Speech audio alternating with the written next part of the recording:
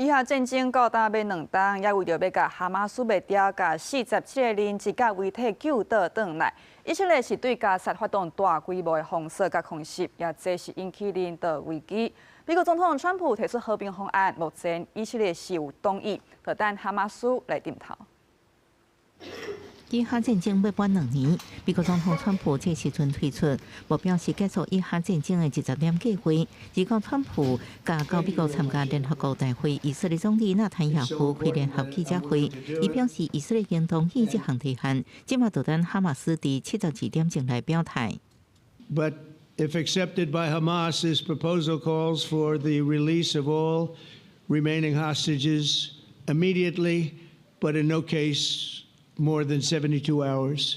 川普的和平计划包含双方停火、哈马斯释放守护人质甲以色列换犯人，也有以色列的分阶段撤出加沙，哈马斯同时解除武装。川普佮规划组织一个临时国际稳定部队，确保加沙安全。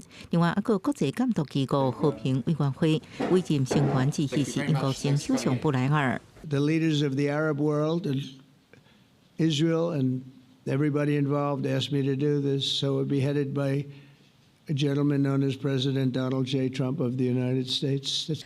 甲进前，川普也表示会清空加沙人口，重新将这打造成做海滨度假胜地。这摆川普计划特别讲到巴勒斯坦人未被迫离开加沙。纳坦雅胡虽然对川普表示支持，不过也讲到未来以色列继续伫当地威胁，而且暂时未支持巴勒斯坦自治政府管理加沙。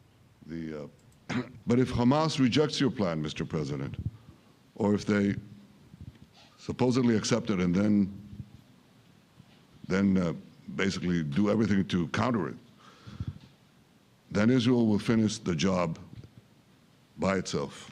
针对川普所讲，用要接近达成的和平协议，美国学者认为，那哈马斯拒绝以色列得到美国全面的支持，采取必要的行动，所以哈马斯好像是无别的选择。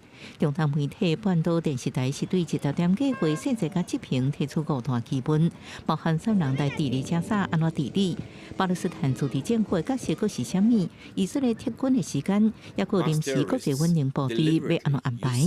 另外，这份北疆方案对巴勒斯坦建国的讲法也拢无清楚，前提也真济，员工是无答案。